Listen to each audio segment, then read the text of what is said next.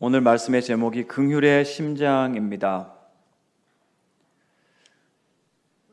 WHO라고 하는 세계보건기구가 지금 인류에게 가장 위험한 병이 무엇인가, 인류를 위협하는 가장 위험한 질병이나 또는 사고가 무엇인가 오래전부터 이렇게 통계를 내오면서 2000년도에는 교통사고나 혹은 심장병 이런 것들이 아주 큰 비중을 차지했는데 2020년도에 와서는 드디어 우울증이라고 하는 것이 우리 인류를 가장 위협하는 그런 병이라고 이야기를 했습니다.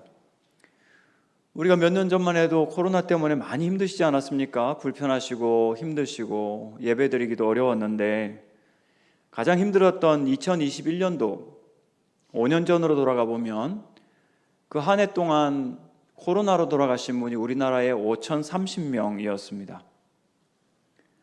근데 같은 한 해 2021년 기준으로 그 1년간 우울증과 자살로 세상을 떠나신 분이 13,000명이었습니다. 13,300명. 지금은 코로나로 돌아가시는 분 이야기를 거의 못 듣지만 우울증과 자살은 지금도 우리나라에서는 13,000명이 올해도 작년에도 그걸 하루 단위로 나누어 보면 하루에 30명에서 40명이 스스로 목숨을 끊습니다. 지난 10년간 청소년 사망 원인 1위가 우울증이었습니다. 참 우리가 이해하기 힘든 것이 우리나라 역사상 지금 우리나라가 가장 잘 삽니다. 세상 모든 나라 사람들이 대한민국 잘 사는 거 알고 있습니다. 우리가 깨끗하게 삽니다. 건강하게 삽니다. 그리고 배고프지 않고 우리가 살아가고 있습니다. 우리가 살아온 어린 시절만 비교를 해봐도 지금 너무나 좋은 시절인데 왜 사람들은 이렇게 우울하고 힘들까? 왜 이렇게 마음이 많이 아플까? 참 우리가 이해하기 힘든 그런 증상이 아닐 수가 없습니다. 우울증에는 뭐가 좋을까요? 저희 전문가들이 보는 관점으로는 가장 좋은 것은 말하고 이야기하고 상담하는 겁니다. 사람의 마음이 참 희한해서 옛날 같으면 이웃들도 같이 있고 서로 친하게 이야기를 많이 하면서 편안하게, 가난했지만 서로 마음 편하게 이렇게 마음을 열고 대화하면서 서로 도와가면서 같이 살았는데 요즘은 전부 이제 자기 혼자만의 공간에서 자기 혼자 생각하고 자기 혼자 스트레스 받고 자기 혼자 힘든 시간을 견디다 보니까 아마도 이 이야기할 상대가 없고 마음을 풀어놓을 상대가 없으니까 우울한 마음이 더 깊어지지 않나 이렇게 우리가 생각을 하고 있습니다. 그래서 제일 좋은 방법은 상담이고 두 번째는 꼭 약을 드셔야 된다 해서 약물이고 가장 좋은 방법은 약도 드시고 또 상담도 받으시고 하는 그런 치료가 상담에는 특별히 우울증에는 가장 유익한 방법이다. 전문가들은 그렇게 이야기를 하고 있습니다. 결론으로 바로 들어가서 우리가 이야기하자면 결국 우리의 모든 사정과 우리의 이야기를 먼저 하나님께 아뢰는 것, 그리고 하나님께서 우리를 향하신 우리의 근본적인 존재의 처방, 복음이신 예수 그리스도, 예수님을 믿고 그분을 내 삶의 중심에 모시는 것, 이것이 생명이고 죽어가는 생명을, 죽어가는 사람을 살리고 영혼을 살리고 그리고 우울증에서 이겨내게 하는 궁극적인 자원이 된다 하는 것을 오늘 저녁에 우리가 함께 나누고자 합니다. 복음이라고 하는 것이 무슨 뜻입니까? 복음은 복된 소식, 좋은 소식입니다. 이 복된 복음의 좋은 소식이라고 하는 것은 예수님에 관한 이야기가 아니라 예수님 자신이 우리에게 복음입니다. 예수님 자신이 우리에게 복된 소식입니다. 그분에게 생명이 있고 그분에게 구원이 있기 때문입니다. 참 우리가 신비로운 게 2000년 전에 기록된 하나님의 말씀인데 복음서가 어떻게 이렇게 짜임새 있게 짧은 스토리 하나하나가 연결되어 있고 서로 비슷하고 서로 약간씩 다르고 그러면서 우리한테 풍성한 이야기를 주는데 그 짧은 이 마태복음, 마가, 누가, 요한, 이 짧은 토막토막의 이야기 속에, 한 이야기 속에 우리 인간이 어떤 존재인지, 하나님은 어떤 분이신지, 우리의 소망이 무엇인지 보여주는 귀한 내용들이 이 말씀 안에 들어 있습니다.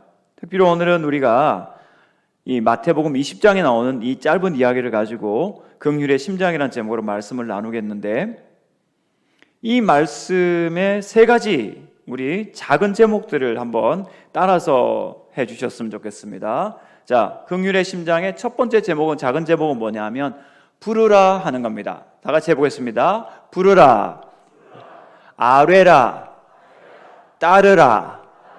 네, 오늘 이 이야기에서 부르십시오, 아뢰십시오, 그리고 따르십시오 하는 이 제목을 오늘 기억을 하셨으면 좋겠습니다. 첫 번째, 부르라 하는 말씀, 30절 말씀 같이 한번 읽어보겠습니다. 30절 시작. 맹인 두 사람이 예수께서 지나가신 남을 듣고 소리 질러 이르되 주여 우리를 불쌍히 여기소서 다윗의 자손이여 하니. 아멘.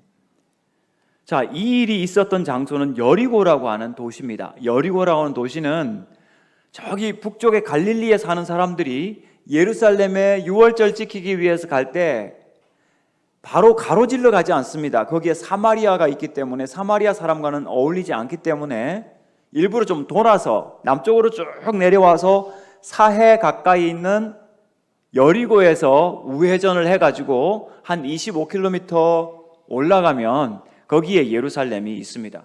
한 사흘은 걸어가야 됩니다. 근데 여리고에서는 하루길이면 되는데, 여리고는 바다보다 낮은 지형에 있습니다. 골짜기가 움푹 파여서 사해도 그렇고 여리고도 그렇고 바닷물 수면보다 낮은 지역에 있는데, 예루살렘은 해발 1000m에 있으니까 하루 종일 이제 어른들이 산길을 올라가면 거기에 예루살렘이 나타나게 됩니다. 이제 6월절이 되니까 예수님과 또 많은 제자들과 많은 사람들이 6월절을 지키기 위해서 예루살렘으로 가는 길이었는데, 그때가 예수님이 이제 한 주간이 지나지 않아서 십자가에 달리시는 마지막 주간이었습니다. 예수님 마지막 올라가시는 그런 길이었는데, 6월절은 그날은 명절이어가지고 아주 대목이었습니다. 그래서 풍성하고 인심도 좋은 그런 시간인데, 그러다 보니까 이 여리고 그 성문 밖에 구걸하고 있는 이 맹인들은 이때가 1년에 가장 많은 돈을 벌 수 있는 그런 시기이기도 했던 것 같습니다. 거기에 맹인 두 사람, 앞을 못 보는 두 사람의 맹인이 있었는데, 마가복음 10장에 보면 그 중 한 사람의 이름이 맹인이며 거지였던 바디메오였습니다. 자, 많은 사람들이 지나갈 때 이 사람들은 다른 사람처럼 예루살렘에 갈 수가 없습니다. 지금은 여러분 예루살렘 가시면 여리고로 나 있는 고속도로가 있어가지고 차 타면 금방 갑니다. 근데 그때는 앞을 못 보는 맹인들은 갈 수 없는 길이죠. 길가에 앉아 있었습니다. 저는 그 처지가 얼마나 참 딱하지 않을까. 딴 사람 전부 잔치하느라고 예루살렘이 어떻게 생겼을까 올라가면서 아이들조차 예루살렘에 가서 6월절을 지키는데 앞을 못 보는 이 맹인들은 따라갈 수가 없는 겁니다. 얼마나 답답하고 우울한 시간 아니겠습니까? 한 가지 바라는 것은 그나마 이 6월절 지키러 가는 사람들이 여기 앉아있는 불쌍한 맹인을 보고 아유 안 됐다 하면서 동전 하나씩 던져주면, 마음으로 동정심 가져주면 그게 자신들을 부요하게 하는 것이었습니다. 그런데 이 두 맹인은 오늘 남다른 면을 보이고 있습니다. 그것은 남다른 기대를 하고 있었다는 것이죠. 남다른 기다림이 있었다는 거죠. 그 기다림은 바로 예수님을 기다리는 것이었습니다. 두 사람이 예수님을 기다렸다는 거 어떻게 알 수 있습니까? 조금 전에 우리가 읽었던 것처럼 맹인 두 사람이 길가에 앉았다가 예수께서 지나가신 다음을 듣고 소리 질러 이르되 주여 우리를 불쌍히 여기소서 다윗의 자손이여 하니. 여러분, 두 사람이 한 목소리를 내려면 뭘 해야 될까요? 준비를 해야 됩니다. 만약 여기 계신 한 분, 여기 계신 한 분 일어서서 한번 고함 질러 보겠습니다 하면 같은 목소리 나올까요? 다른 목소리 나올까요? 다른 목소리 나옵니다.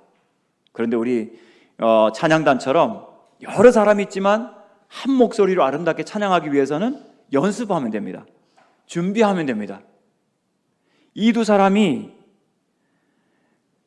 이렇게 한 목소리를 낼 수 있었던 것은 그들이 미리 준비하고 있었기 때문이었습니다. 그들이 예수님을 향해서 외친 소리는 그냥 아무렇게나 나오는 소리가 아닙니다. 주여, 우리를 불쌍히 여기소서 다윗의 자손이여. 짧은 말이지만 굉장한 고백이 들어있는, 그리고 준비된 구호였다는 것을 우리가 알 수 있습니다. 주여라고 하는 것은 상대방을 지극히 높이고 나는 낮추는, 그래서 자신을 열등한 위치로 낮추고 겸손하게 낮추고 상대를 아주 존중하면서 상대의 주권과 능력을 인정하는 것이 주여라고 하는 말입니다. 불쌍히 여기소서 하는 것은 뭡니까? 전능하신 당신의 처분에 이 불쌍한 우리의 모든 신세와 우리의 운명과 우리의 기대를 맡깁니다 하는 것이 불쌍히 여기소서 하는 말입니다. 그 다음 다윗의 자손이여 하는 이 말은 두말할 것도 없이 우리가 이토록 오랫동안 기다렸던 메시아, 약속의 구원자이십니다 하는 담대한 신앙의 고백입니다. 이렇게 압축된 이 말을 이들이 우연히 그냥 나오는 대로 외쳤겠습니까? 미리 준비한 겁니다. 예수님이 반드시 이 길목을 통과할 것을 확신하고 그 두 사람이 이제 이 기회를 놓치면 자신들은 영영 그 기회를 얻을 수 없기 때문에 마지막 집중해서 예수님을 부르고 있는 것을 볼 수 있습니다.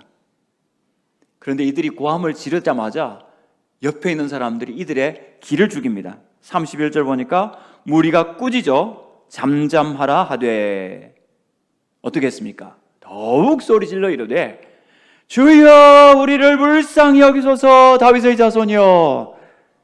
처음에 예수님이 응답을 안 하시고 못 들으신 것 같으니까 사람들이 기를 죽이는데 거기에 얕고 죽지 않고 더 큰 소리로 주여 하고 외치고 있는 겁니다.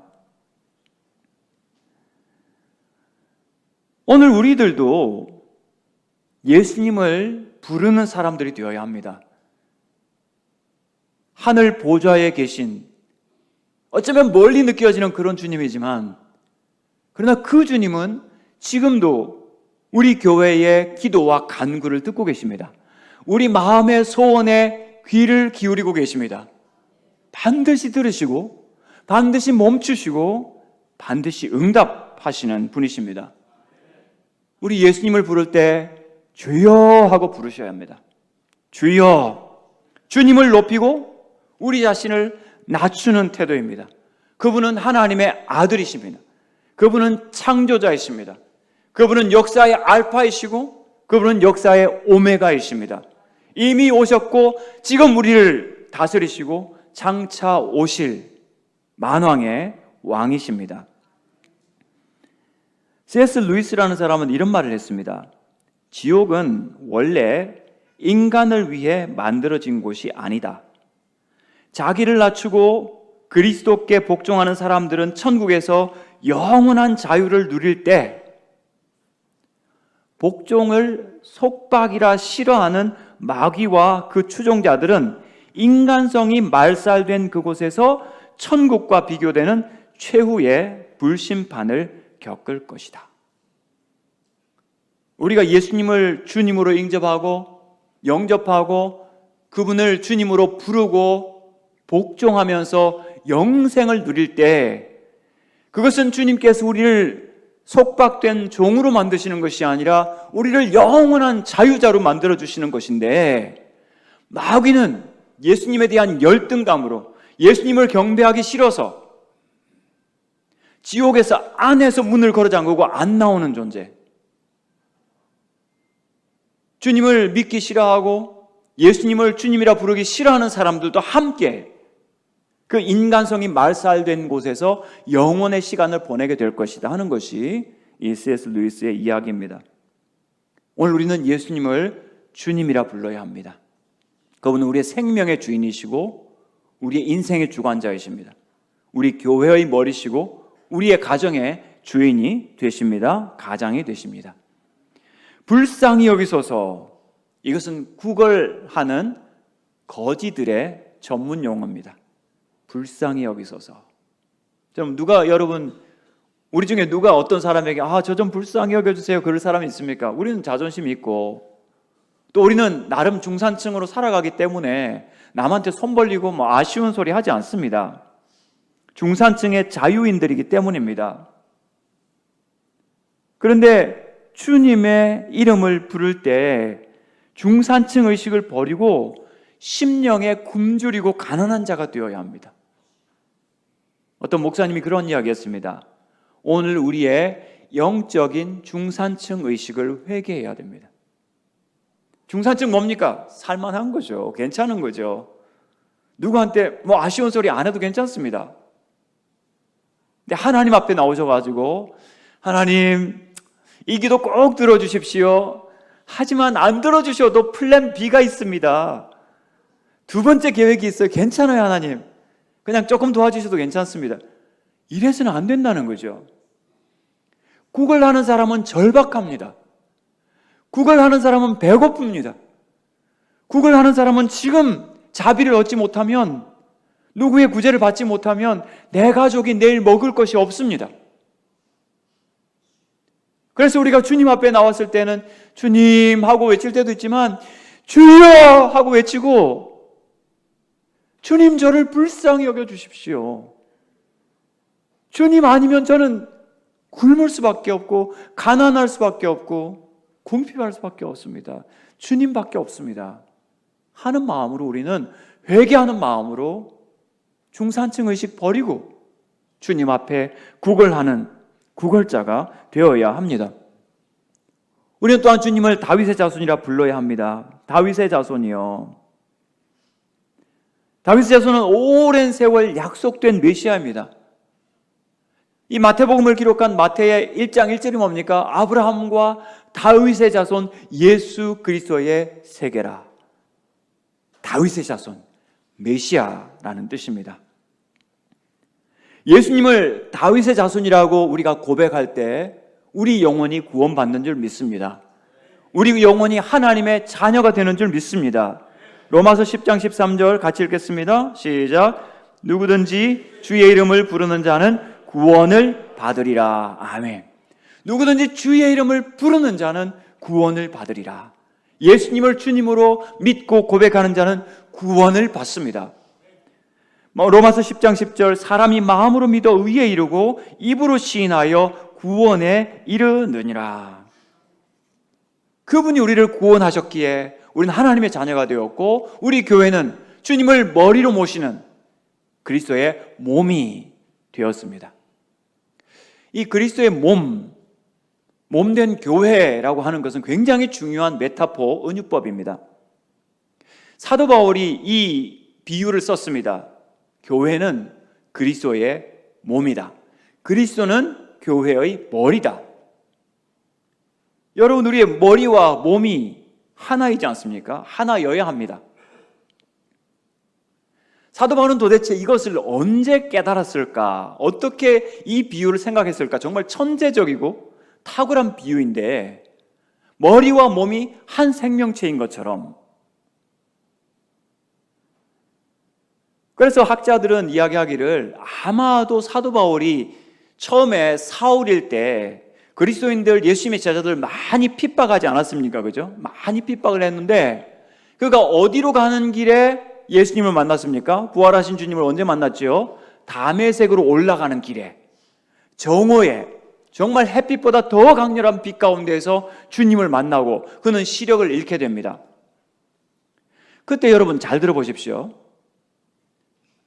예수님께서 뭐라고 말씀하시냐면, 사울아, 사울아, 내가 어찌하여 나를 박해하느냐, 이렇게 묻거든요.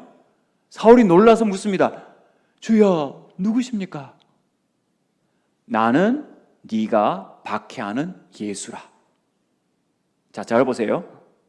사도 바울은 예수님을 그 전에 만난 적이 없습니다. 예수님을 박해한 적이 없어요. 지금 누구를 박해하고 있습니까? 예수님의 제자들을 박해하고 있잖아요. 그럼 예수님 뭐라고 하셔야 돼요? 어찌하여 나의 제자들을 박해하느냐, 그래야 되잖아요. 근데 교회를 박해하는데 예수님 뭐라고 하셨습니까? 어찌하여 나를 박해하느냐. 사도 바울이 박해하는 바람에 성도들이 고통을 받는데 하늘에 계신 예수님께서 사울아, 내가 아프다. 내가 아프다. 내가 아프다. 우리 사형도 교회 성도들이 아파하실 때 하늘에 계신 주님께서 아야, 내가 아프구나 말씀하십니다. 여러분들의 아픈 마음을 주님께서 위로해 주시기를 바랍니다. 그리고 우리 한 분 한 분이 그리스도의 몸에 지체인 것을 기억하십시오. 영광스럽게도 우리 같은 죄인을, 우리 같은 부족한 자들을 그리스도의 몸이라고, 주님께서는 연약한 우리를, 아픈 우리를, 고통받는 우리를 너는 나의 몸이다, 너는 나의 지체다 라고 말씀하시는 것을 우리가 믿고 확신했으면 좋겠습니다. 근데 요즘에 어떤 유명한 신학자들은 이런 이야기 합니다. 이상한 말을 만들어가지고 유보된 칭의론, 이런 말을 합니다. 유보된 칭의론, 이게 뭐냐면 예수님을 믿는다고는 하는데 저 사람이 의로운 사람인지는 나중에 죽을 때 가봐야 알겠다. 여러분, 이건 복음입니까? 복음이 아닙니까? 아닙니다. 진실로 진실로 너희에게 이르노니 믿는 자는 영생을 가졌나니. 요한복음 6장 47절. 한번 저를 따라서 하시겠습니다. 진실로 진실로 너희에게 이르노니 믿는 자는 영생을 가졌나니. 예수님을 믿는데 죽을 때 가봐야 알겠다가 아니고 믿는 자는 영생을 가졌나니. 성경이 분명한 사실, 확실하게 이루어질 사실은 과거형으로 표시합니다. 게다가 예수님께서 여기다가 도장 2개를 찍어 놓으셨어요. 진실로 진실로. 여러분, 진실로가 헬라어로 뭔지 아십니까? 아멘입니다. 아멘. 근데 사람들은 기도할 때, 우리가 기도할 때 언제 아멘 합니까? 기도 다 끝나고 정말 그러합니다, 동의합니다 하면서 아멘 하거든요. 유대인들도 그렇게 하긴 합니다. 예수님 이름으로 기도 안 해서 그렇지. 근데 우리 예수님께서는 하나님의 아들로서 권위를 가지고 당신이 하실 말씀에 도장을 미리 찍어 놓은 것이에요. 이건 확실한 진리다. 2번 연거푸 아멘 아멘 하는 것은 예수님의 열정과 확신이 들어있는 거예요. 진실로 진실로 너에게 이르노니 믿는 자는, 믿는 너희는, 믿는 나는 영생을 가졌나니. 나중 가봐야 아는 거 아닙니다. 지금 믿고 고백하는 사람은 영생 가졌습니다. 확실하게 붙드시기를 바랍니다. 다윗의 자손 예수님께서 오셔서 하신 일이 바로 이겁니다. 우리가 할 일은 그분을 부르는 겁니다. 기도할 때 그분을 부르시고, 찬송할 때 그분을 부르시고, 묵상할 때 그분을 부르시고, 마음이 기쁠 때, 마음이 힘들 때 예수님 부르시기 바랍니다. 2번째는 아뢰라입니다. 32절, 33절 같이 읽겠습니다. 시작. 예수께서 너희에게 무엇을 하여 주기를 원하느냐? 이르되 주여 우리의 눈 뜨기를 원하나이다. 아멘. 자, 아까 이 사람들이 주여 우리를 불쌍히 여기소서 했을 때 지나가던 사람들이 뭐라고 했습니까? 잠잠해라, 시끄럽다, 영어로 shut up, 입 다물어라, 이런 말을 했잖아요. 아주 무례한 이야기죠.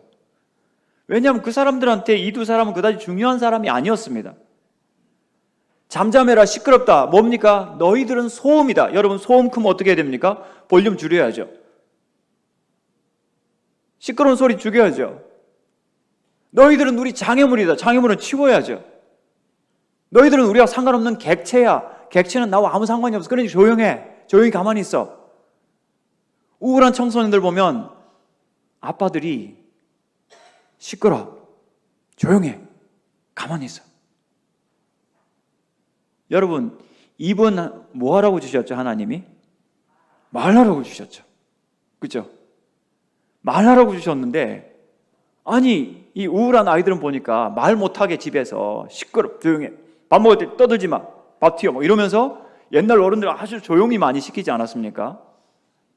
근데 사실은 예수님께는 이 두 사람이 너희는 장애물이 아니고 소음이 아니라 너희들은 주체야. 예수님 뭐라고 하십니까? 너희에게 무엇을 하여 주기를 원하느냐 질문을 하고 계십니다. 여러분, 예수님께서 이 두 사람이 원하는 것을 아셨을까요? 모르셨을까요? 아셨겠죠? 하나님 아들이시니까 뻔하지 않습니까? 앞을 못 보는 사람들이. 근데 왜 물어보셨을까요? 고쳐주기 위해서. 그렇죠? 고쳐주기 위해서 물어보시는데 안 물어보고 고쳐주면 되잖아요. 근데 말을 해야죠. 그죠? 네 입으로 말을 해야지. 다시 말하면 너는 주체야. 너는 소음도 아니고 장애물도 아니고 나는 너의 입에서 나오는 이야기를 직접 듣고 싶어. 여러분, 누군가에 물어보는 것은 그 사람을 지극히 존중하는 겁니다. 어떤 개그맨이 지나가다가 조그마한 귀여운 꼬마를 보았습니다. 그래서 물었습니다. 꼬마야, 너 나이 몇 살이냐 물었어요. 꼬마가 6살 정도 됐는데 꼬마가 화를 냈습니다. 아저씨는 나한테 관심도 없으면서 나이는 왜 물어보세요? 저한테 물어보려면 제 고민이 뭔지 물어봐 주세요. 그래, 미안하다. 네 고민이 뭐냐? 우리 엄마는 왜 아침마다 나한테 물어보지도 않고 밥을 물에다 말아서 먹이는지 모르겠어요. 물어보지도 않고. 자, 엄마들 중에 한번 대답해 보십시오. 왜 엄마는 물어보지도 않고 밥을 물에다 말아서 먹일까, 아침마다? 1번 아이를 위해서, 2번 엄마 자신을 위해서. 경험이시죠? 네. 엄마 자신을 위한 거잖아요. 그죠? 애한테 물어보면 좋긴 한데 아침에 귀찮고 아침에 없는 거 막 찾잖아요. 엄마 나 맥모닝 먹고 싶어 막 그러면 엄마들이 어디 가서 구해와요? 애따 그냥 빨리 먹고 가라. 안 먹고 보내면 엄마가 이래 하면서 또 가책이 생길 거고 애따 그냥 말아서 빨리 먹고 가라 뭐 이런 거잖아요. 물어보면 귀찮은 일이 생길 수가 있어요. 근데 물어보는 것은 그 사람을 지극히 존중하는 거예요. 조금 전에 무리들은 시끄러 잠잠해 그랬지만 예수님은 묻습니다. 내가 너희한테 뭐 해줄까? 하나님은 우리에게 물으시는 분입니다. 우리가 말하기를 원하시는 분이십니다. 너는 내게 부르짖으라. 내가 네게 응답하겠고 네가 알지 못하는 크고 비밀한 일을 너한테 보일 것이다.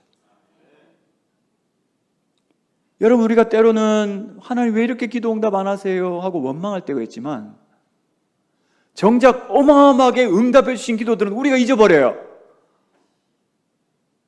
우리가 외쳐놓고 더 크고 놀랍게 신비롭게 비밀스럽게 하나님께서 이루신 일들에 대해서는 우리가 잊어버립니다. 어떤 학자의 책을 보니까 많은 사람들이 그 정신과 의사한테 와가지고 아니 세상에 왜 이렇게 세상에 악이 있는 겁니까? 그렇게 묻는데 단 한 사람도 어떻게 세상에 이런 선이 있을 수 있습니까? 이렇게 묻는 사람 한 사람도 없대요.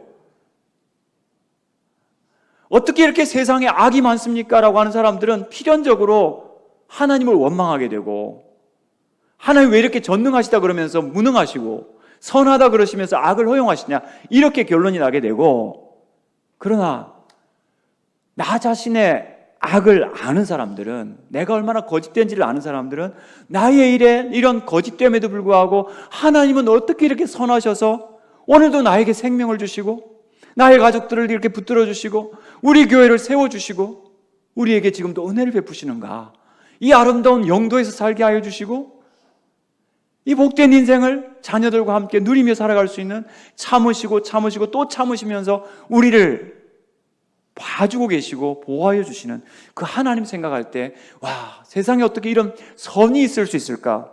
자연스럽게 하나님께 감사하는 우리가 되지 않겠습니까? 주님이 그렇게 초대하실 때 내가 너희에게 무엇하여 주기를 원하느냐 초대하실 때 우리가 할 일은 뭡니까? 아뢰는 겁니다. 우리의 사정을 말씀드리는 거죠. 주여 우리가 눈뜨기를 원하나이다. 보기를 원하나이다. 여러분 2000년이 지났습니다. 예수님이 이런 일들을 행하신 후 2000년이 지났습니다. 우리나라의 좋은 병원들은 서울에 많이 있습니다. 오늘도 제가 어떤 곳을 지나가면서 맹인인 한 분을 보았습니다. 혼자서 가실 수 없기 때문에 지팡이를 드시고 옆에 안내해 주시는 아내와 같은 분이 같이 가면서 이렇게 대화하시는 것을 제가 길거리에서 보았습니다. 인류 역사상 가장 이 의학이 발달했지만 그분이 왜 아직도 맹인으로 살아가실까? 그분이 만약 서울병원에 가가지고 저 눈을 뜨고 싶어요, 말한다고 과연 소원이 이루어질 수 있을까?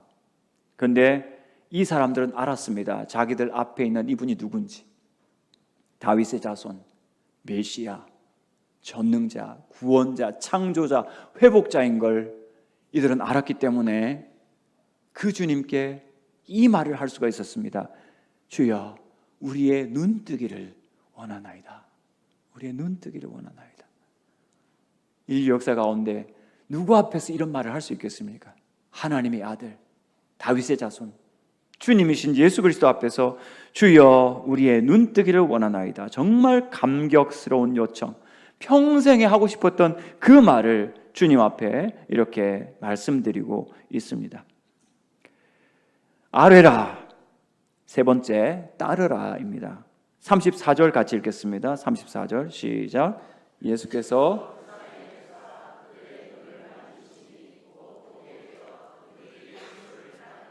아멘. 자, 예수님께서 응답하셨습니다. 두 가지 응답하셨습니다. 첫 번째, 그들의 눈을 만져서 즉시 보게 하셨습니다. 할렐루야. 그들의 눈을, 여러분 어떻게 이것이 가능할까요? 창조주의 손으로, 죄 없으신 하나님의 아들의 손으로 이 권능이 나타나게 되었습니다. 그 안에 성령이, 생명의 성령이 계셨기 때문에 그 생명의 성령의 능력으로 그 눈이 다시 보게 되어졌던 거죠. 그럼 또 다른 응답은 무엇입니까? 두 번째 응답은 뭡니까? 예수께서 불쌍히 여기사. 불쌍히 여기사. 조금 전에 이 사람들이 뭐라고 했습니까? 주여 우리를 불쌍히 여기소서 하니까 예수님의 마음이 그들을 향하여 불쌍히 여기게 되었던 거죠. 예수님의 긍휼의 마음이 일어난 겁니다. 여러분, 예수님께서 기적을 행하신 것은 마술이 아닙니다. 기술이 아닙니다. 의술이 아닙니다. 예수님의 심장이었습니다. 예수님의 심장에서 긍휼, 뜨거운 사랑의 은혜의 피가 샘솟았던 거죠. 불쌍히 여기는 마음. 여러분, 우리가 예수님한테 어떤 기적이 필요할 때, 도우심과 치료가 필요할 때 그 기적을 바라는 것보다 예수님의 긍휼의 마음을 움직이는 것이 중요합니다. 예수님의 기적을 일으키는 핵심 키워드, 패스워드, 비밀번호가 바로 이 예수님의 긍휼이기 때문입니다. 이 두 사람은 알았습니다. 주여 우리를 불쌍히 여기소서. 여러분, 성경 말씀 한번 보십시오. 예수님께서 기적을 행하실 때 마술방망이 들고 마술을 행하신 적이 없습니다. 언제나 나오는 이야기를 보면 예수께서 불쌍히 여기사. 마가복음 1장에서 예수께서 불쌍히 여기사 나병 환자를 만지시니, 보통 사람 나병 환자 만지면 자기가 부정을 탑니다. 생명의 능력이신 예수님께서 불쌍히 여기셔서 그를 만지셨을 때 생명의 능력, 깨끗게 하시는 능력이 그에게 역사하여서 그가 깨끗한 피부로 회복되었습니다. 누가복음 7장에서 죽은 자를 살리실 때 예수께서 불쌍히 여기사 그 과부를 향해서 외아들을 잃은 그 과부를 향해서 불쌍히 여기사 울지 말라 하시고 가셔서 관을 만집니다. 관을 만진 자는 부정해집니다. 그러나 생명의 빛이신 예수님께서 청년아 내가 네게 명하노니 일어나라. 죽은 자가 살아났습니다. 예수님의 긍휼에서 시작되었습니다. 불쌍히 여기사. 영어 표현을 보니까요, 불쌍히 여기사를 뭐라고 했냐면 his heart, 예수님의 심장이 went out, 나갔다 to her, 그 여자에게. 아예 예수님의 심장이 대놓고 밖으로 나간 겁니다. 가출한 거예요. 얼마나 안 됐으면. 창조주로서 이 땅에 오셨는데 죄악과 죽음이 지배하는 이 현실과 그것 때문에 고통받는 영혼들과 심령을 보시면서 불쌍히 여기실 때 예수님의 심장은 아예 나간 거죠. 예수께서 4,000명을 먹이셨습니다. 예수님께서 뭐라고 말씀하셨습니까? 저들이 나와 함께 있은 지 사흘이 지났으나, 사흘이 지났습니다. 과거 이야기죠. 먹을 것이 없도다, 현재 상태입니다. 저들 중에서는 멀리서 온 사람이 있는데 가다가 기진할까 하노라, 내가 저들을 불쌍히 여기노라, 내가 저들을 굶겨서 보내지 못하겠다. 데이터가 머릿속에 모였을 때 예수님은 계산을 하신 것이 아니라 예수님의 심장이 뛰기 시작하고 그들을 향하여 불쌍히 여기는 마음으로 내가 저들을 굶겨서 보내지 못하겠다. 4,000명에게 풍성하게 배부르게 먹고 여러 광주리가 남는 그런 기적을 베풀어 주셨습니다. 여러분, 긍휼 없는 기적은 사탄입니다. 마귀입니다. 마술과 기술로 사람을 놀래키고 사람들 앞에 위대한 척하고 그리고 자기 영광을 받는 자들은 사탄이고 마귀의 종들입니다. 어떤 사람은 그 로또 복권을 사면서 기도하면서 산다고 합니다. 11조 감사원금 다 정해놓고 산다고 합니다. 그러면서 고집을 부린대요. 로또 복권이 성경에 나온다고. 창세기에 보면은 아브라함의 조카 롯도 사로잡고 하면서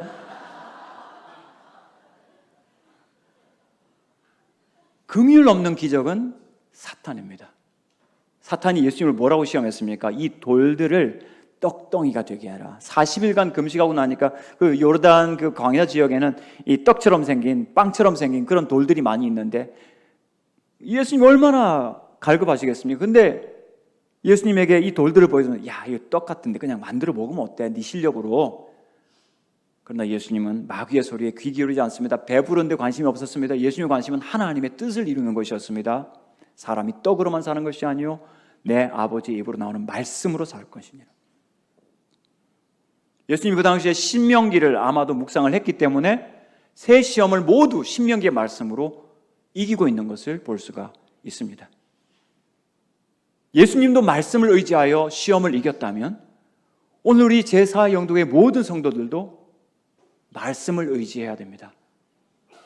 말씀을 귀 기울여 들으셔야 합니다. 그 말씀이 나의 삶에 살아있도록 하셔야 됩니다. 그럴 때 그 말씀이 우리 삶에 찾아옵니다. 말씀이 찾아올 때 우리 삶이 변형됩니다. 우리의 중심이 달라집니다. 우리 삶의 열매가 달라지게 되는 거죠. 말씀이 방문하고 말씀이 찾아오는 사형도교회 되시기를 축복합니다. 이 두 맹인이 예수님의 치료를 받고 어떻게 했습니까? 그들이 예수를 따르니라.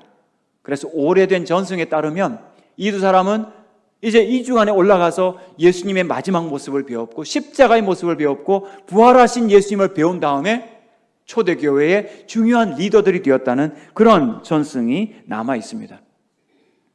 이들은 자신을 눈을 뜨게 해주신 이 예수님 하나님의 아들을 만난 다음에 다른 것도 의지하지 않고 그 자리에 앉아서 지금까지 못 보고 있었으니까 못 보는 척 하면서 돈을 벌 수도 있는 것이고, 그죠? 여기가 얼마나 좋은 길목인데 이 상권을 내가 버릴 수가 없다 하면서 연극을 할 수도 있는데, 여러분, 우리가 예수님을 믿고 나면 돈이 참 중요하긴 합니다. 그죠?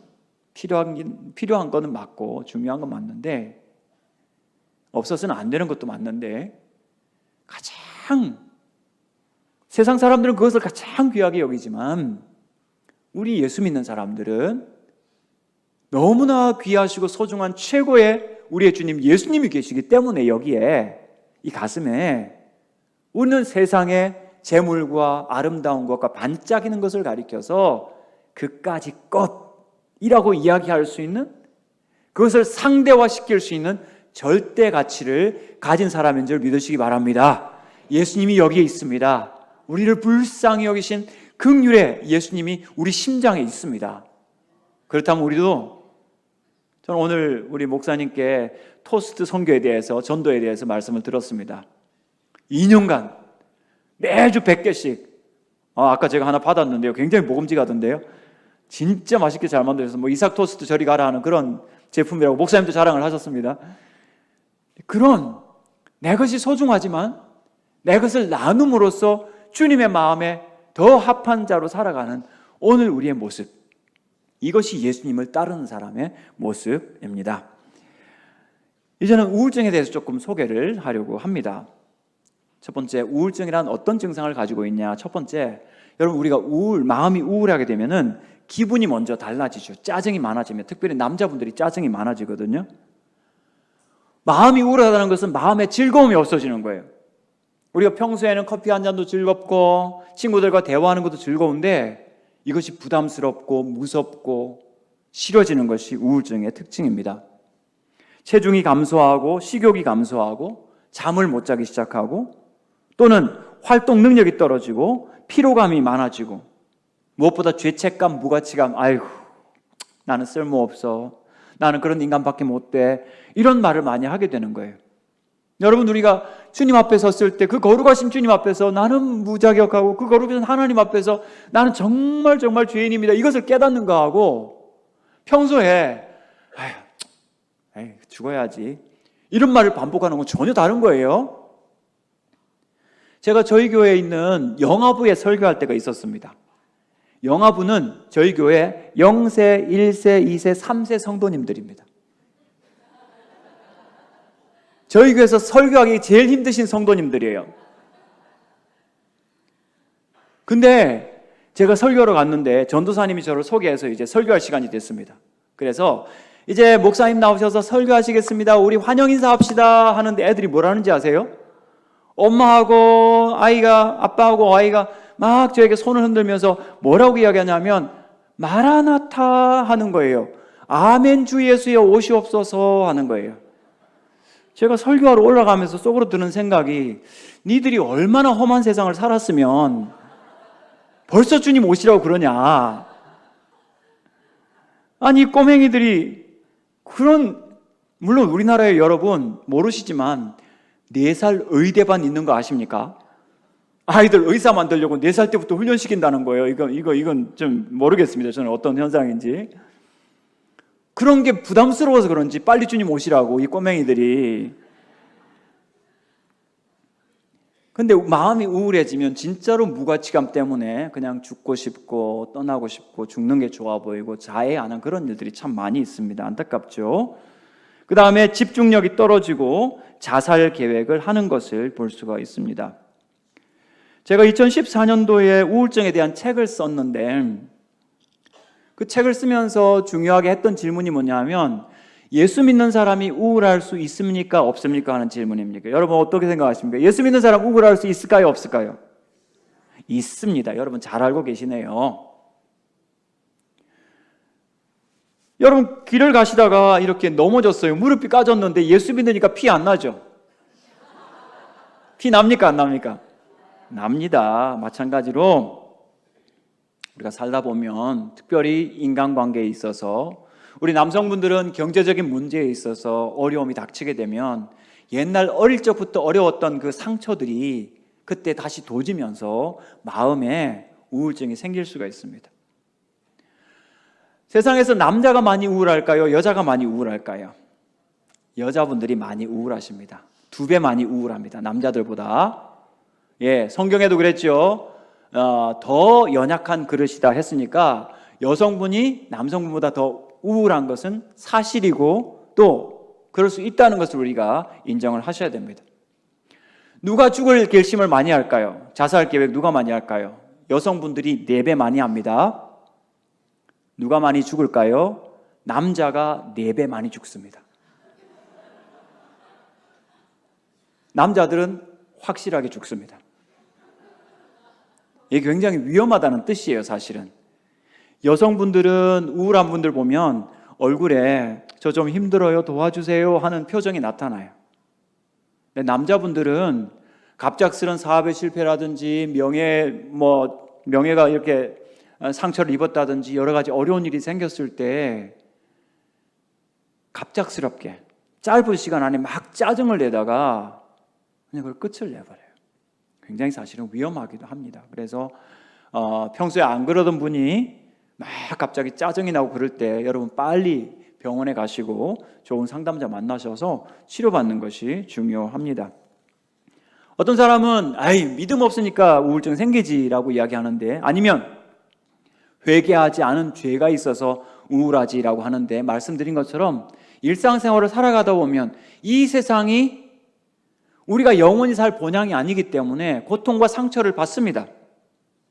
내가 죄를 지어서 내가 고통받는 경우도 있지만 나의 죄가 아닌 다른 사람의 죄로, 무엇보다 가까운 가족의 죄와 중독과 악한 습관과 폭력과 학대, 방치 이런 것 때문에, 다른 사람의 부주의와 죄 때문에 내가 고통받는 경우가 많이 있습니다. 그래서 아프고 우울한 사람들이 많이 있고, 어린 아이들 같은 경우는 대개는 부모님 때문에 많이 우울합니다. 여러분, 우울증의 유전자는 없습니다. DNA는 하버드나 존스 홉킨스라는 유명한 의대에서 그 DNA를 찾아보려고 했는데 DNA는 없어요. 근데 부모님이 많이 힘들고 우울하시면 자녀들도 함께 우울할 수가 있어요. 특히 엄마들이 어린 딸들에게 엄마 니네 아빠 때문에 너무 힘들어, 응? 니들 학교 보내는 거 힘들어 막 이렇게 얘기하면 아이들이 그것을 듣다가 자기들도 우울해져요. 그것을 동반되새김이라고 그래요. 동반되새김은 뭐냐 하면 엄마가 너무 그냥 저 사람 싫고 이런 일이 힘들고 이런 게 힘들고 막 이걸 아이들한테 막 부정적인 이야기를 계속 하니까 아이들이 그걸 감당을 못해요. 그래서 바라기는 우리 어르신들이, 부모님들이 힘들고 아픈 거는 부모님 어른 차원에서 해결을 하시고, 아이들한테는 괜찮아, 엄마 있잖아, 아빠 있잖아, 내가 도와줄게, 이렇게 아이들한테는 좀 담력을 키워주시고 아이들 좀 든든하게 해주셔야 그 아이들이 학교 가서도 당당하게 할 수 있는데, 엄마 아빠가 너무 바쁘고 엄마 아빠가 사이가 좋지 않고 엄마 아빠가 관계가 좋지 않은데 아이들이 조용히 있으니까 잘 있는 줄 알지만 사실은 아이들이 학교 가면 왕따 당하게 되고 소심해지게 되고 자존심도 떨어지고 우울해지는 것을 볼 수가 있습니다. 근데 역사적으로 위대한 사람들이 참 많이 우울했는데 그중에 링컨이라는 사람, 링컨 대통령 아시죠? 인류 역사에서 가장 그 사람에 대한 책이, 위인전이 많습니다. 32,000권이 넘는 책이 그 사람의 이름으로 나와 있어요. 근데 이 링컨이 왜 위대해졌느냐? 사실은 우울증 때문이었어요. 왜냐하면 10살 때 엄마가 돌아가십니다. 주변에 누님도 죽고 자기 피앙세도 죽고 약혼녀도 죽고 나중에는 자기 아들들 어린 나이에 많이 죽습니다.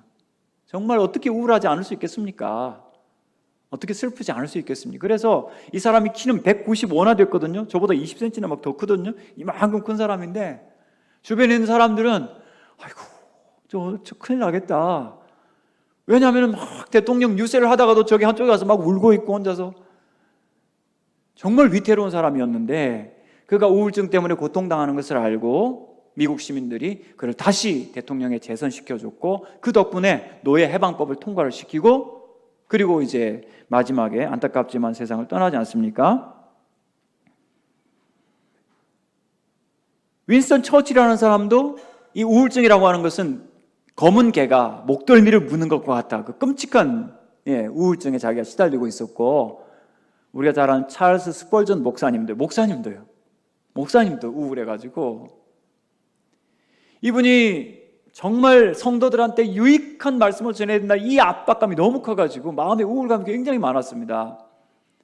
그래서 그분의 서재에 가면 우울증에 대한 책만 30권이 넘어요. 어떤 때는 설교하다가 너무 힘들고 공포스러워서 설교 중간에 설교 끝도 못 내고 내려와서 펑펑 울었다고 합니다. 그래서 사람들은 놀렸습니다. 저 사람이 로켓처럼 올라갔다가 막대기처럼 떨어진다고. 그걸 진짜 싫어했는데 그래서 사람들은 짓궂게 그렇게 놀렸습니다. 여러분, 독일에 가시면 독일 역사의 곳곳에, 지방 곳곳에 마르틴 루터의 동상과 기록들이 남아 있습니다. 마치 그 나라의 건국의 아버지인 것처럼 이 종교개혁자 루터를 이렇게 기억을 하고 기념을 하는데, 이 루터 역시 우울증, 그 당시에 멜랑콜리아라고 불렀는데 우울증이 굉장히 심했던 인물이었습니다. 그래서 이 사람은 세상을 바꾸겠다 했던 사람이 아니었어요. 그 사람이 종교 개혁을 한 것은 내가 혁명을 하겠다, 이런 투지에서 나온 것이 아니라 루터의 이 소심한 사제의, 그리고 이 수도승의 바람은 뭐였냐면 교회가 원래대로 말씀대로 돌아가야 한다는 것이었습니다. 오직 의인은 믿음으로 말미암아 살리라. 이신칭의, 오직 믿음으로 하는 것이 이 루터의 교훈이었는데, 핵심 모토였는데, 그도 우울증 때문에 많이 고생을 당했습니다. 우리는 그렇게 위대한 사람들이 못 되지만, 그러나 우리의 삶에서도 이런 우울감은 누구한테나 찾아올 수 있습니다. 이런 좌절은 누구한테나 찾아올 수 있습니다. 그래서 우리가 가져야 될 중요한 태도는 뭐냐면, 그 지나가던 무리들이 두 소경을 향해서, 두 맹인을 향해서 잠잠을 했던 것처럼 우울하다 그러는데 시끄러, 듣기 싫어, 이래서는 안 된다는 거죠. 아이들도 우울할 수 있습니다. 청소년도 우울할 수 있습니다. 엄마 힘들어요 라고 말할 때 그까짓 게 뭐가 힘들어, 이렇게 말씀하시면 안 되고, 아유 얼마나 힘들었어? 괜찮아? 안심시키면서 예수님처럼 질문해야죠. 너 괜찮아? 엄마가 뭐 해줄까? 아빠가 뭐 해줄까? 어떤 권사님은 지금은 돌아가셨는데 평생 우울증 때문에 고생을 하셨는데, 그 권사님의 어머니가 따님을 7명을 연이어 낳았대요. 그 자체가 굉장히 큰 고생을 하신 건데 아들 낳지 못한 것 때문에 우울증이 심각하셨대요. 그러니까 이 권사님이 어릴 때부터, 이게 첫째다 보니까 어릴 때부터 등에 항상 아기가 엎여 있었어요. 등에 아기가 엎여 있으면 애들하고 놀 수 있습니까? 못 놉니까? 못 놀죠. 고무줄뛰기 할 수 있습니까? 그냥 고무줄 항상 잡고 있어야 되죠. 그런데 엄마가 불러서 가면 엄마가 그 아이의 머리를 쥐어박으면서 너 죽어, 너 왜 안 죽어? 너 죽으면 내 아들 하나 낳을 텐데. 여러분, 어린 아이들한테 이런 말을 하면 그 아이의 인생이 어떻게 되겠습니까? 평생에 그 짐을 지고 살아가는 겁니다. 어떤 부부는 남편이 굉장히 전문직을 가지고 있고 아내는 또 나름 일을 잘하고 있는데 아기를 낳고 나서 산후 우울증이 왔습니다. 이 남편은 자수성가하신 분이다 보니까 이 아내가 우울한 게 이해가 안 되는 거예요. 그래서 아내한테 뭐라고 말을 하냐면, 난 우울한 여자 필요 없어. 아니 6.25 전쟁 때도 여자들이 애 낳았어. 아니 무엇을 비교하면서 지금 힘들어하는 아내를 더 힘들게 하는 것을 볼 수가 있습니다. 특별히 우리가 나의 일생에 뭔가 좀 견고한 사업을 이루고 성과와 성취를 내다보면 이 꼰대 기질이 강해져가지고 다른 사람의 약함과 실패를 이해하지 못합니다. 어떤 권사님이 저한테 와서, 목사님, 저희 딸이 우리나라에서 두 번째 가라 그러면 서러울 정도로 성공한 어떤 그 분야의 집에 시집을 갔는데, 1년 전까지만 해도 따로 부모님과 살고 있어서 괜찮았는데 그 부모님과 같이 살게 되면서 자기 딸 우울증, 사위 우울증, 12살 손녀딸 우울증. 왜냐하면 그 자수성가한 아버님이 그 아이들이 눈에 안 차는 거예요. 그 아이들이 마음에 안 드는 거예요. 계속 잔소리하시고 훈수하시고 말씀을 하시니까 이 어린 다음 세대 자녀들이 견뎌낼 수가 없는 거예요. 그래서 우울증이 생기게 되는 거죠. 벤자민 프랭클린이라는 사람이, 그 사람 예수는 안 믿는 사람이었는데 아주 훌륭한 말 한 가지를 했습니다. 그가 미국의 건국의 헌법제정위원회에 들어갔습니다. 위원장이었습니다. 나이가 들어서 원로로서 거기에 들어갔는데 이런 말을 남겨놨습니다. 미국 고등학교 교과서에 나오는데, 내가 이 위원회에 들어와 보니까 내가 나이가 제일 많다. 그러므로 나는 잘 들어야겠다. 뭐라고요? 잘 들어야겠다. 우리 예수님처럼. 예수님 뭐라고 하셨습니까? 내가 너희에게 무엇하여 주기를 원하느냐? 내가 듣겠다 하셨던 것처럼 나도 잘 들어야겠다. 예수님 안 믿지만 참 훌륭한 태도는 아닙니까? 그죠? 나름 인격적인 태도고 존경할 만한 태도라고 생각합니다. 어떤 젊은 세대기 부산에서 경기도까지 시집을 왔습니다. 경기도까지 시집을 오고 나니까 친구도 없어요. 친정 가족들도 전부 멀리 있어요. 남편은 바빠요. 아이들이 태어나니까 바빠요. 정신없어요.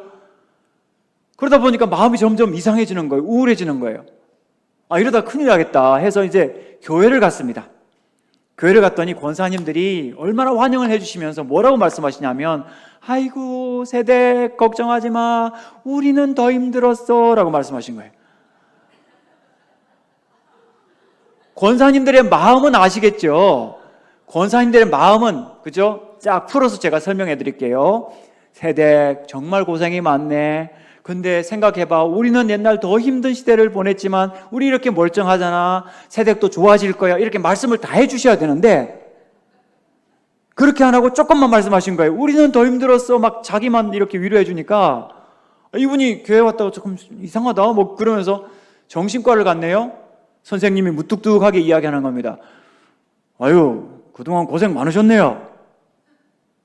그렇게 말하니까 닭똥 같은 눈물이 주르르 흐르더래요. 자, 우울하신 분이 제4영도교회를 찾아왔습니다. 우리 권사님, 장로님, 집사님들 뭐라고 해야 될까요? 아이고 우리는 더 고생했어 이러실 겁니까? 그렇게 하지 말고 아유 고생 많았지 얼마나 힘들까 이렇게 해주세요.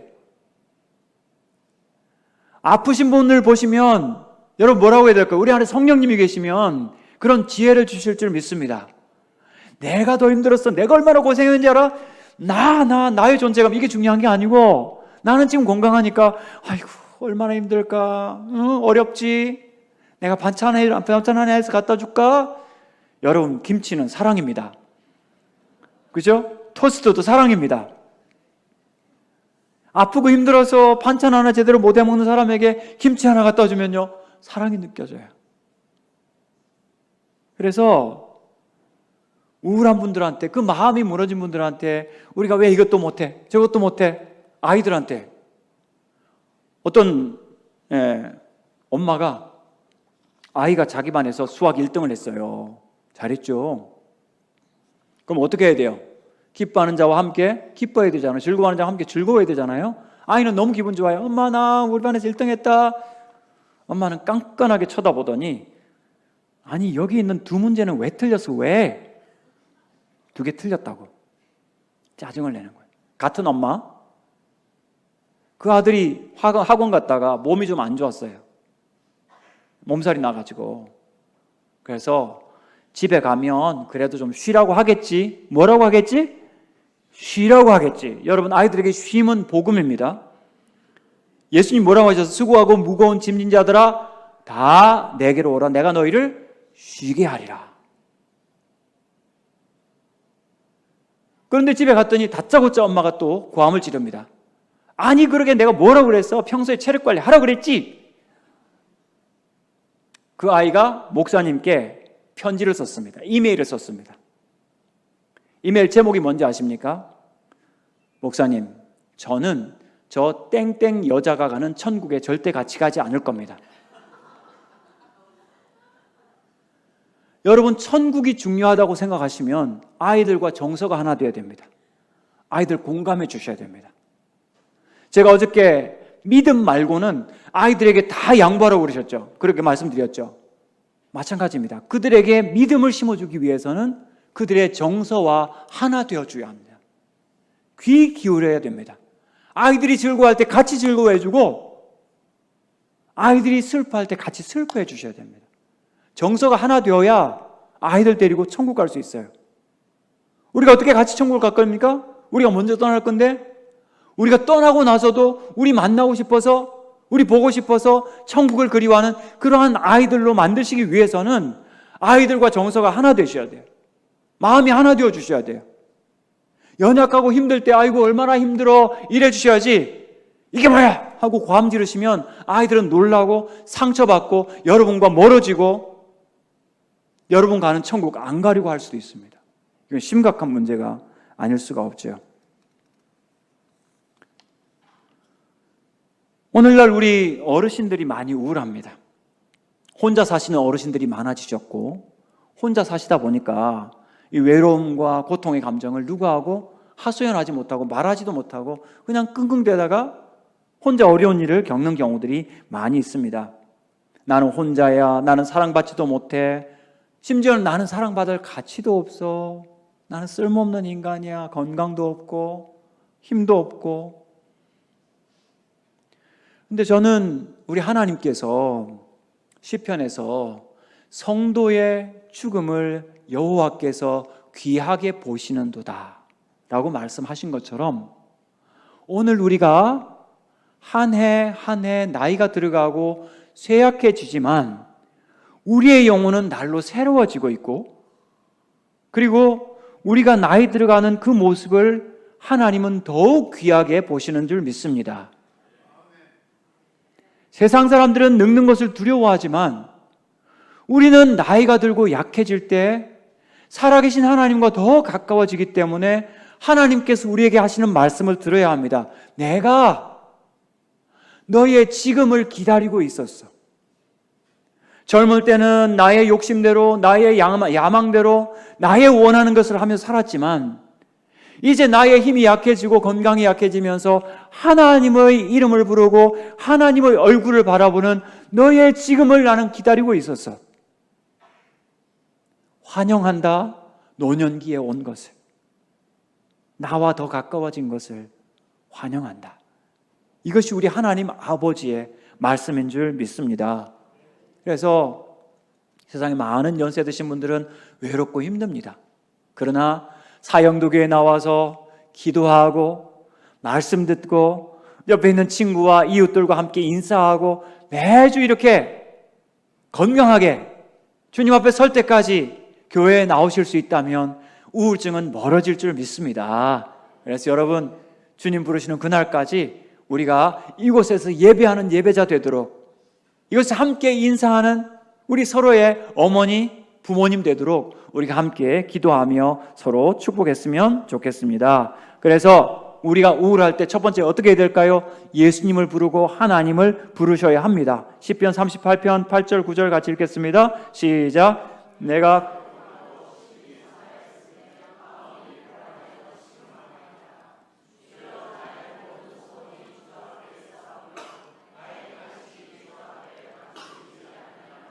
시편 38편 보십시오. 이 사람 꼭 시인이 우울증 걸린 것 같아요.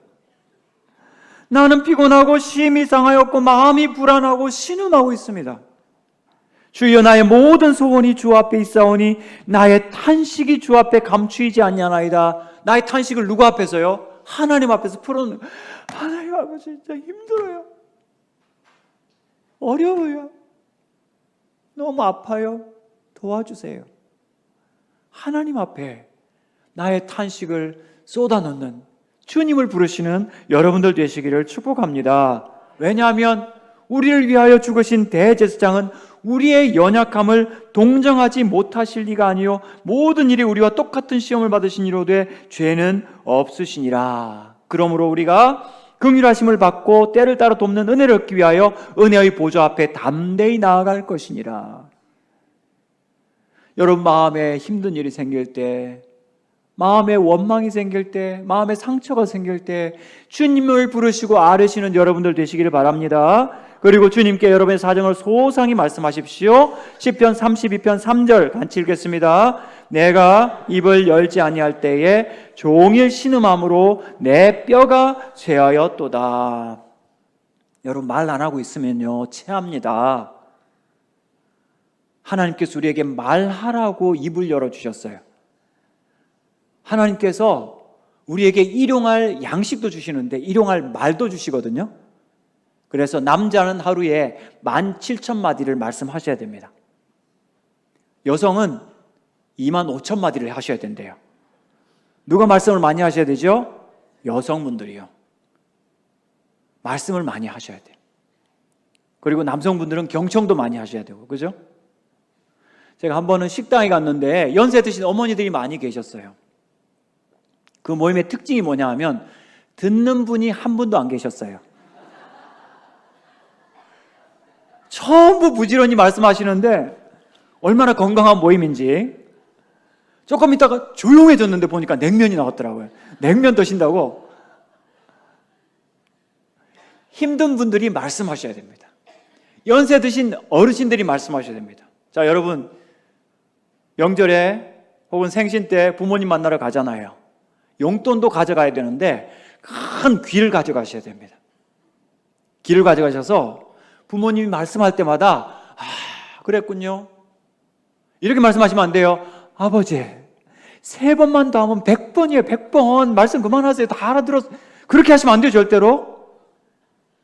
마치 처음 듣는 생생한 뉴스를 듣는 것처럼 그런 일이 있었어요? 세상에 아버지, 세상에 엄마 하면서 여러분이 생동감 있게 추임새를 넣고 반응을 내주셔야지 말씀 못하게 하시면 안 돼요. 왜냐하면 어르신이 되면은 회상성이 생겨서 옛날 이야기 또 하고 싶고 또 하시면서 아유 내 인생 헛살지 않았지 이런 마음을 느끼시거든요. 그래서 우리 어르신들 부모님들 말씀하실 때 무엇처럼 듣는다? 뉴스를 듣듯이, 그죠? 뉴스를 듣듯이 눈을 동그랗게 뜨고 눈을 맞춰주고 그리고 추임새를 넣어서 그렇게 말씀을 해주셔야 합니다.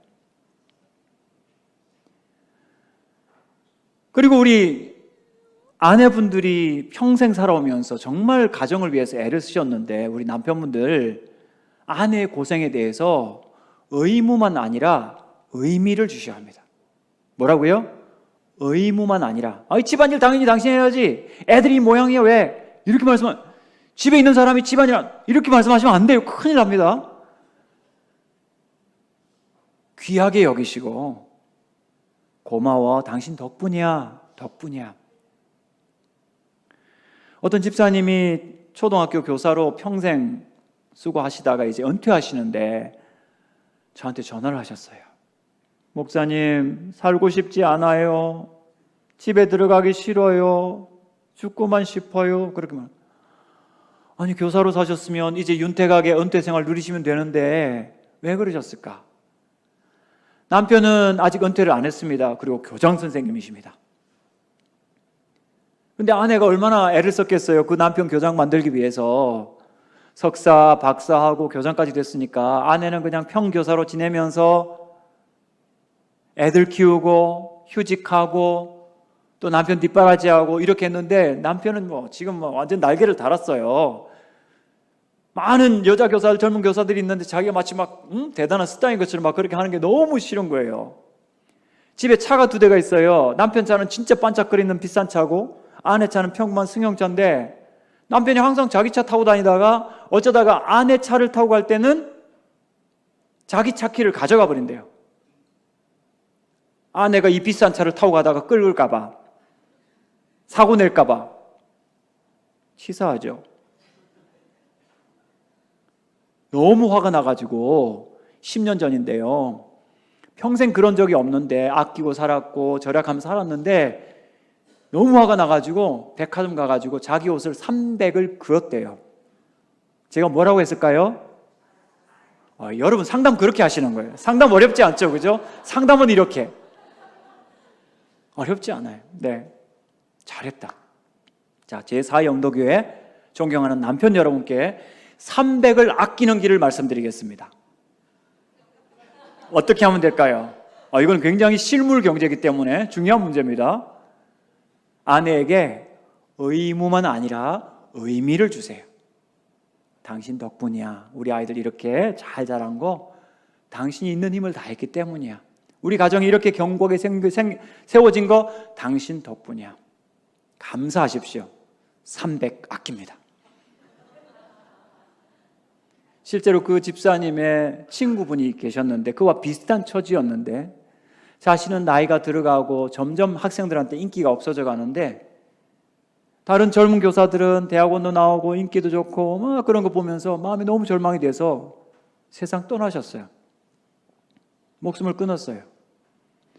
근데 그 집에는 아이들 교육도 잘 시켜가지고 좋은 최고의 대학 보내고 뭐 전무직 해가지고 집안에요 현금 자산만 얼마 안 되는데요 60억밖에 안 됐대요. 근데 세상 떠났어요. 우리가 생각할 때 아이고 돈 좀 실컷 있었으면 내가 덜 우울할 텐데, 그 말도 맞긴 하지만 돈 있다고 사람 우울하지 않은 거 아닙니다. 이거는 빈부 귀천을 막론하고 찾아오는 병이에요. 그래서 심각하다고 할 수 있습니다. 혹시 여러분 가운데 우울하고 힘드신 분 있으면 아무한테나 말해서는 안 됩니다. 내 힘들고 우울한 거 아무한테나 말했다면 큰일 납니다. 그죠? 여러분 부산역에 많은 사람이 있는데 오늘 제가 좀 외로워요, 제가 좀 우울해요, 그렇게 말하면 무슨 일이 생길까요?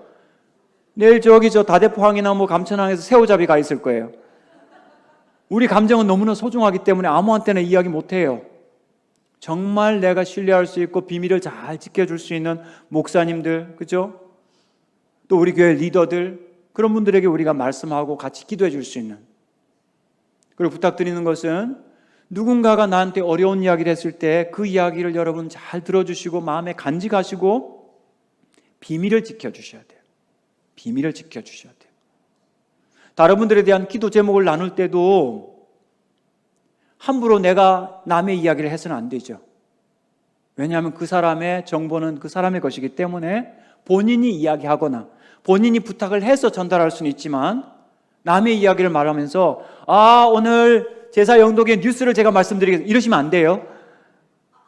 비밀을 잘 지켜주시고 끝까지 기도해 주시면서 서로를 소중하게 여기시는 공동체가 되시기를 바랍니다. 그리고 예수님께서 불쌍히 여기셔서 그들이 예수님을 따랐던 것처럼 오늘 우리도 예수님만 보고 따라갔으면 좋겠습니다. 시간이 좀 많이 됐는데요, 엘리야 이야기하고 오늘은 제가 시험을 치겠습니다. 저는 교수니까 시험 안 치면 강의 안 마칩니다. 시험 점수 잘 받으셔야 오늘 집에 가실 수 있고, 시험 점수 안 되면 처음부터 다시 시작하는 걸로. 엘리야가 탈진했습니다.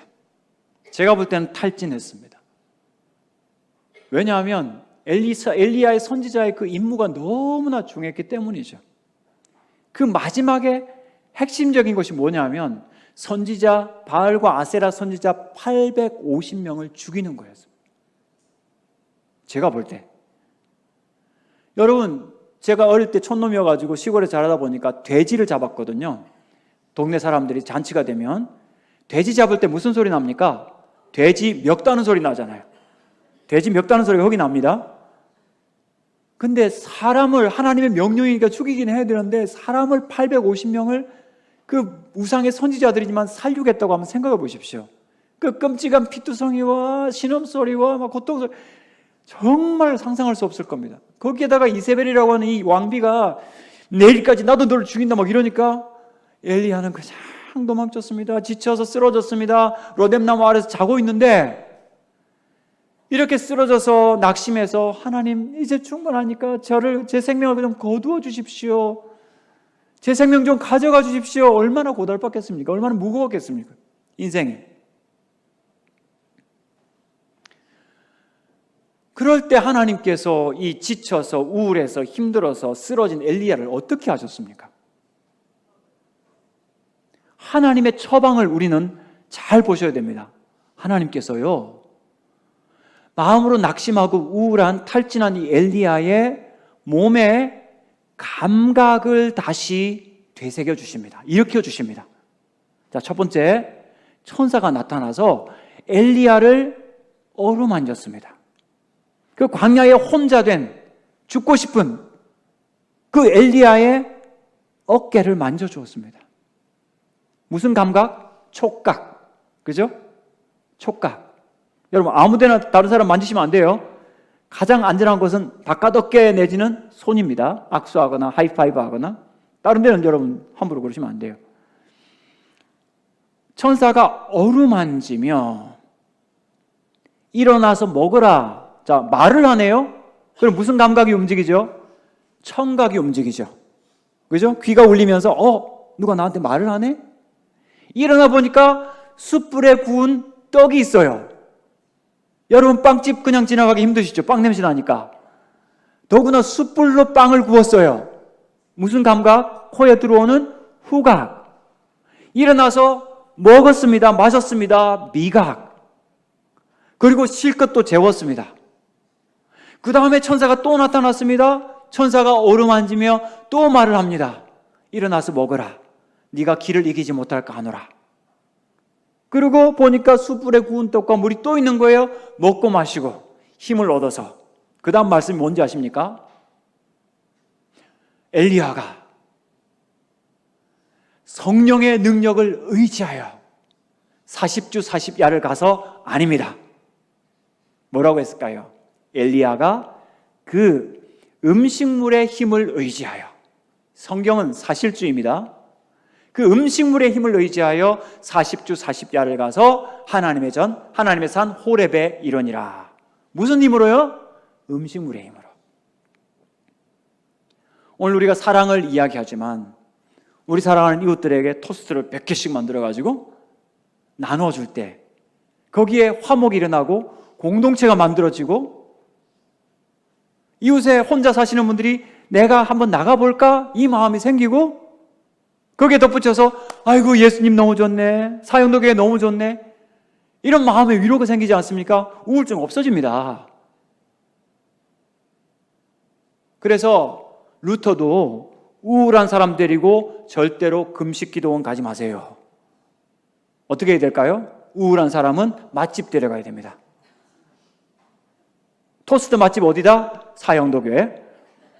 주일 맛집 어디다? 사형도교회. 맛집 데려와서 맛있게 먹이고. 오늘 말씀 기억하십시오.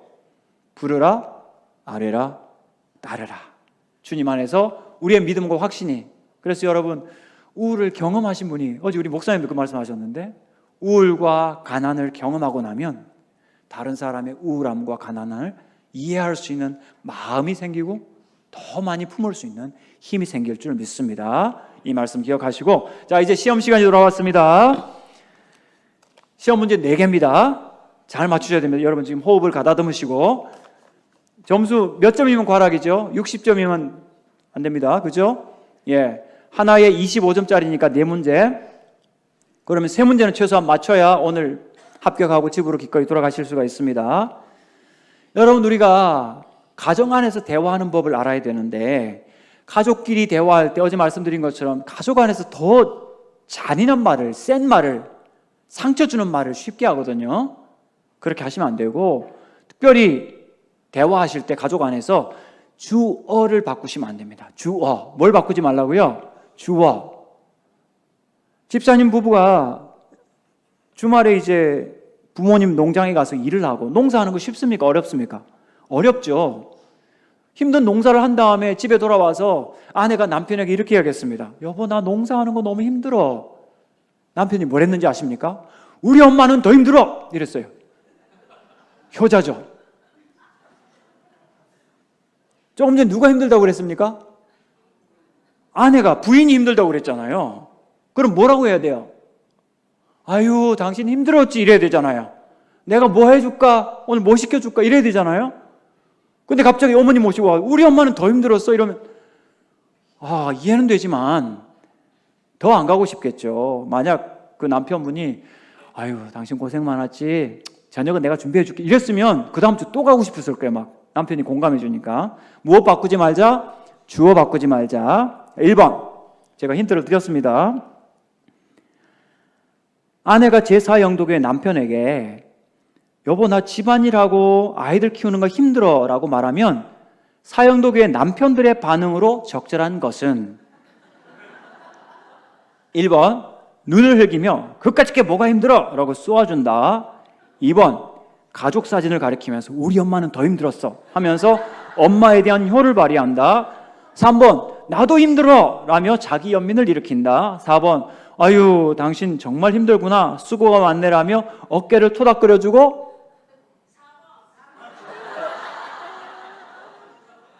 어디까지 갈까요? 통영까지 드라이브도 해주고 맛있는 굴도 사준다. 몇 번요? 남편분들이 왜 대답을 안 하시고? 몇 번요? 4번. 예, 답은 맞췄습니다. 예, 25점. 근데 현실은 몇 번입니까?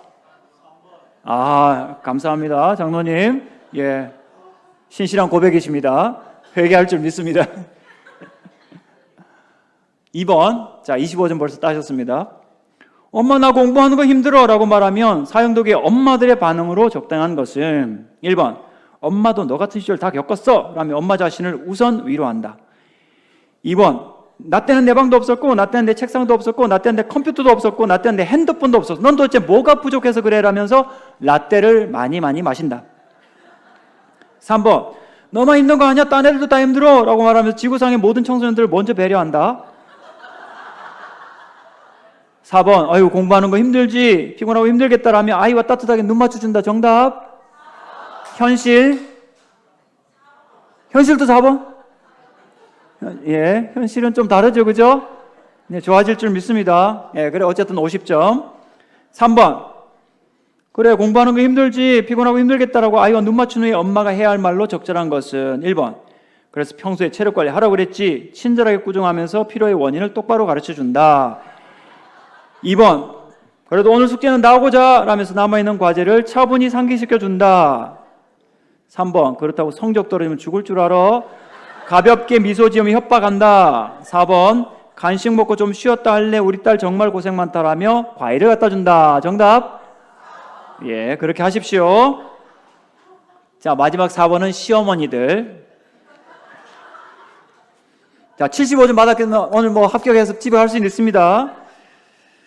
며느리가 시어머니에게, 사형도교의 시어머니에게 어머니 저 이런 음식 안 해봐서 잘 못하겠어요 라고 말하면 사형독의 시어머니들의 반응으로 적절한 것은 1번. 아이고 니네 어머니를 뭘 교육시키셨냐 이래서 뭘 할 수 있어 하면서 사돈을 디스한다. 2번. 네 동수 좀 본받아라 너보다 어리지만 얼마나 알찬 애니 라면서 마음에 더 안 드는 둘째 며느리 들먹여서 약을 올린다. 3번. 아이고 이러다 네 신랑 제대로 밥이라도 해줄지 모르겠네 아들 걱정만 무지한다. 4번. 아이고 그래 힘들지 처음부터 잘하는 사람 어디 있어 내가 도와줄게 하면서 도와준다. 정답. 아, 4번으로 오늘 다 이겼습니다. 감사합니다.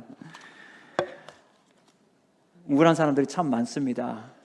근데 우리 마음이 주님 안에서 오늘처럼 즐거워졌으면 좋겠습니다. 그리고 우울한 이웃들 판단하지 않고 우리가 사랑으로 품어주고 공감하면서 예수님이 우리를 긍휼히 여기신 것처럼 우리도 긍휼의 심장으로 우리의 이웃들과 가족들을 돌보시는 여러분들 되시기를 축원합니다.